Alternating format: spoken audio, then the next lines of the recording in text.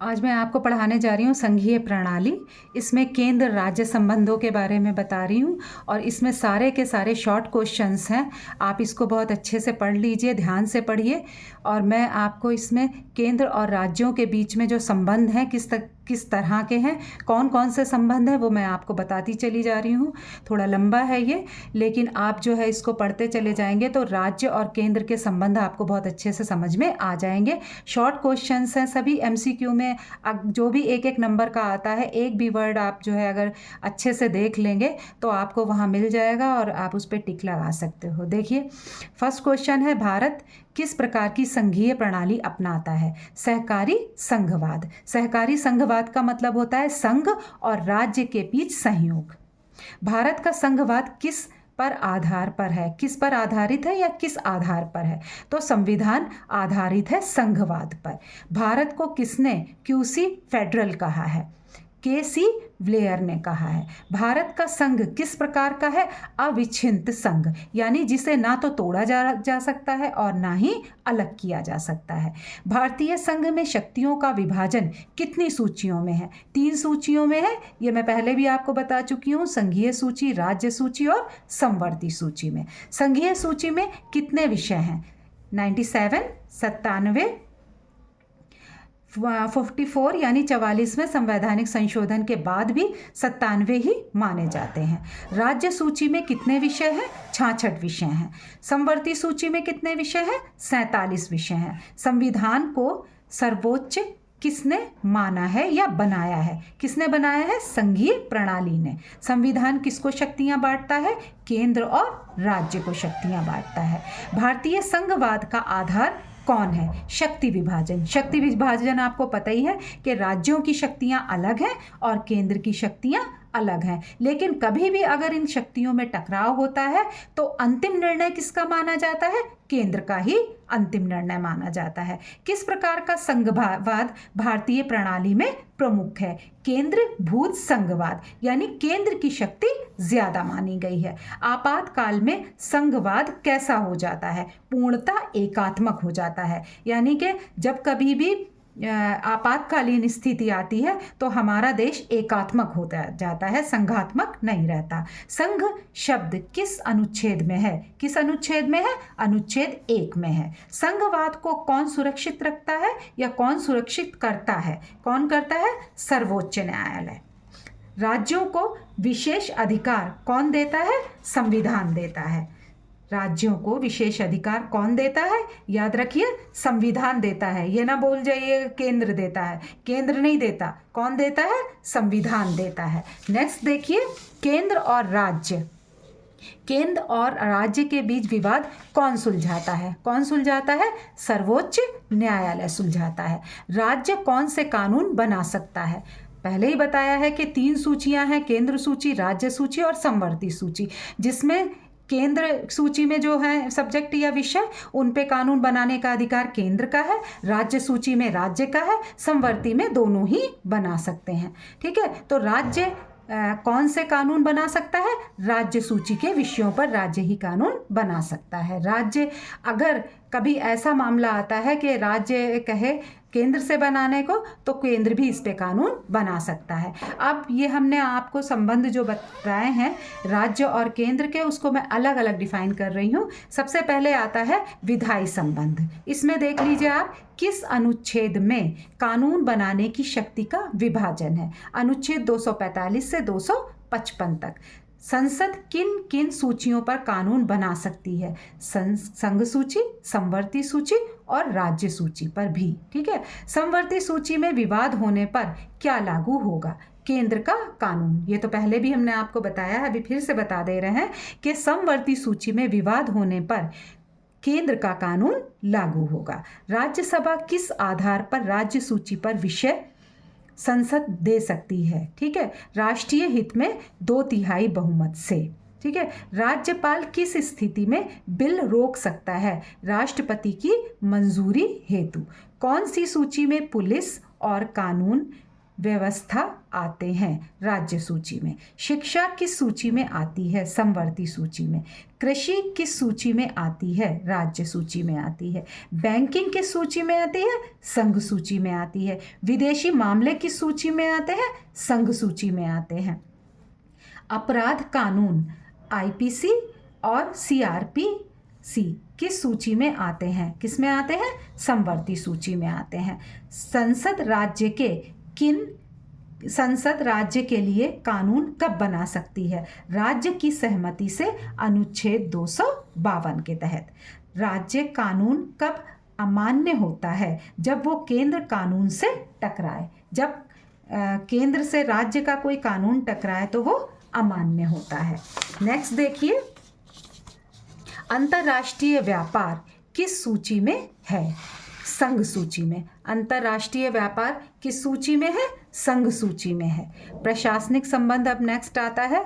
अब ये हमने आपको पहले विधायी संबंध बताए, अब आप देख लीजिए प्रशासनिक संबंध राज्य और केंद्र के बीच के। तो प्रशासनिक संबंध किस अनुच्छेद में आते हैं? अनुच्छेद 256 से 263 तक। केंद्र राज्य को क्या निर्देश दे सकता है? कार्यपालिका से संबंधित निर्देश दे सकता है। राज्य केंद्र के कानूनों का पालन कराने के लिए बाध्य है या नहीं? हाँ, अनुच्छेद 256 जो है वो राज्य केंद्र के कानूनों का पालन कराने के लिए बाध्य है। ठीक है। अनुच्छेद 257 किस बारे में है? केंद्र का राज्यों पर नियंत्रण। केंद्र राज्यों के बीच विवाद कौन सुलझाता है? अंतर्राज्यीय परिषद सुलझाती है। अंतर्राज्यीय परिषद का गठन किस अनुच्छेद में है? अनुच्छेद 263 में है। केंद्र और राज्य के बीच सहयोग और समन्वय बनाने वाला संगठन ही क्या कहलाता है? अंतर्राज्यीय परिषद कहलाता है। अंतर्राज्यीय परिषद ये कब बनी थी? 1990। ये क्वेश्चन बहुत आता है कि अंतर्राज्यीय परिषद कब बनी थी? 1990 में बनी। अखिल भारतीय सेवाएं कौन सी हैं? IAS, IPS, IFS. राज्य में आपातकाल लगाने की सिफारिश कौन कर सकता है? कौन कर सकता है? राज्यपाल। क्योंकि राज्यपाल की नियुक्ति किसके द्वारा होती है? राष्ट्रपति के द्वारा होती है और राज्यपाल को भी संघ का ही सदस्य माना जाता है। अनुच्छेद 355 केंद्र को क्या कहता है? राज्यों की रक्षा और संविधान का संरक्षण कहता है। राज्य के प्रशासनिक कार्य किसके अधीन होते हैं? किसके अधीन होते हैं? राज्य सरकार के अधीन होते हैं। केंद्र राज्य से किस प्रकार के विवरण मांग सकता है? एक बार फिर से सुनिए, ये बहुत इंपॉर्टेंट क्वेश्चन है कि केंद्र राज्य से किस प्रकार के विवरण मांग सकता है? कौन से मांग सकता है? प्रशासनिक जानकारी मांग सकता है। संयुक्त जिम्मेदारियां किस सूची में आती हैं? यानी कि राज्य के लिए भी वो ज़रूरी है और केंद्र के लिए भी। इन समवर्ती सूची में दोनों ही कानून बना सकते हैं। तो संयुक्त जिम्मेदारियां किस सूची में आती हैं? किस में आती हैं? समवर्ती सूची में आती हैं। नेक्स्ट क्वेश्चन देखिए, वित्तीय संबंध। अभी हमने आपको प्रशासनिक संबंध बता दिए, विधायी संबंध बता दिए, अब आता है वित्तीय संबंध। वित्तीय संबंध में क्या क्या आता है देख लीजिए। वित्तीय संबंध किस अनुच्छेद में है? राज्य और केंद्र के। ठीक है। 268 से 293 तक। आयकर कौन वसूलता है? आयकर कौन वसूलता है? केंद्र।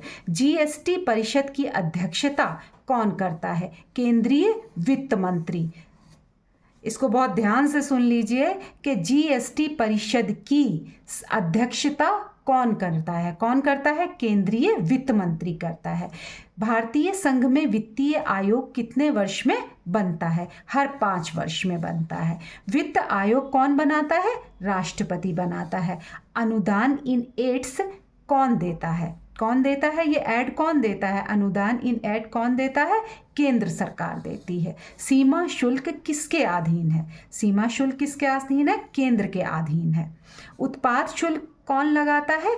केंद्र लगाता है। भूमि कर किसके अधीन है? भूमि कर राज्य के अधीन है। उत्पाद कर केंद्र के अधीन है। सीमा शुल्क केंद्र के अधीन है। अनुदान इन एड सरकार देती है। वित्त आयोग राष्ट्रपति बनाता है। लेकिन उत्पाद शुल्क भूमि कर किसके अधीन है? राज्य के अधीन है। ये सारे के सारे केंद्र के अधीन है, लेकिन भूमि कर किसके अधीन है? राज्य के अधीन है। केंद्र राज्य को उधार कब दे सकता है? आवश्यकता होने पर कभी भी केंद्र राज्य को उधार दे सकता है। इसका प्रावधान संविधान के अनुच्छेद 293 में है। समवर्ती वित्त विषय कौन देखता है? कौन देखता है? केंद्र और राज्य दोनों देखते हैं। वितरित कर डिविजिबल टैक्सेस किसके लिए है? केंद्र राज्य दोनों के लिए है। वितरित कर डिविजिबल टैक्सेस किसके लिए है? याद रखिए इसको, किसके लिए है? केंद्र और राज्य दोनों को देने पड़ते हैं। वित्त आयोग का मुख्य कार्य क्या है? करों का बंटवारा सुलझाना। ठीक है, वित्त आयोग का मुख्य कार्य क्या है? करों का बंटवारा सुलझाना। इसके बाद नेक्स्ट आता है आपका, अभी आपको बता दिए वित्तीय संबंध बता दिए, अब आप देख लीजिए न्यायिक और अन्य संबंध जो है उनको भी आप एक बार देख लीजिए। इनको अगर आप पढ़ लेंगे ना तो आपको केंद्र और राज्य के संबंध के जो शॉर्ट क्वेश्चंस हैं वो बहुत अच्छे से तैयार हो जाएंगे। देखिए, केंद्र राज्य विवाद कौन सुलझाता है? बहुत ध्यान से सुनिए, बहुत इंपॉर्टेंट क्वेश्चन है ये कि केंद्र राज्य विवाद कौन सुलझाता है? कौन सुलझाता है? सर्वोच्च न्यायालय। सर्वोच्च न्यायालय ही केंद्र और राज्यों के विवादों को सुलझाता है। नेक्स्ट देखिए, जल विवाद। जल विवाद किस अधिनियम में निपटते हैं? समझ में आ रहा है? जल विवाद किस अधिनियम में निपटते हैं? अंतर्राज्यीय जल विवाद अधिनियम 1956। भाषा संबंध किस अनुसूची में लिखे हैं? भाषा संबंध 8वीं अनुसूची में लिखे हैं। भाषा संबंध 8वीं अनुसूची में लिखे हुए हैं, इनको ध्यान रखिए। राष्ट्रपति नियम किस अनुच्छेद में है? 356। केंद्र राज्य परिषद कब बनी? 1990। राज्यपाल किसका प्रतिनिधि होता है? केंद्र सरकार का। कौन सा आपातकाल संघवाद को समाप्त कर देता है? राज्य आपातकाल 356, जो कि कई बार लगाया जा चुका है। 352 भी लग चुका है, 356 भी, लेकिन 360 ऐसा कभी भी मौका ना आया है, ना आए देश पे। वित्तीय संकट आने पर जो आपातकाल लगता है वो अभी तक इंडिया में कभी नहीं लगा। ऊपर वाला करे कभी भी ना लगे। भारत की संघीय प्रणाली किस पर आधारित है? शक्ति विभाजन, संविधान की सर्वोच्चता। यानी शक्ति विभाजन प्लस संविधान की सर्वोच्चता पर संघीय प्रणाली आधारित है। आज मैंने आपको संघ और राज्य के संबंधों से संबंधित आपको शॉर्ट क्वेश्चंस बता दिए कई सारे, और आपको उम्मीद करते हैं कि सभी आपको समझ में आ भी गए होंगे। जो भी आपकी समझ में ना आया आप कमेंट बॉक्स में पूछिए, और जो है ज़रूर पूछिए, तब हम आपको जवाब भी देंगे। लेकिन आप लोग कुछ पूछते ही नहीं हैं। चैनल को सब्सक्राइब करिए, लाइक करिए, बेल आइकन दबाइए ताकि नई वीडियो आपको दिखाई दें, नोटिफिकेशन आपके पास पहुँचे। और जो भी शॉर्ट क्वेश्चन आपकी समझ में ना आए आप दोबारा हमसे पूछ सकते हैं, हम आपको कमेंट बॉक्स में जवाब ज़रूर देंगे। Thank you.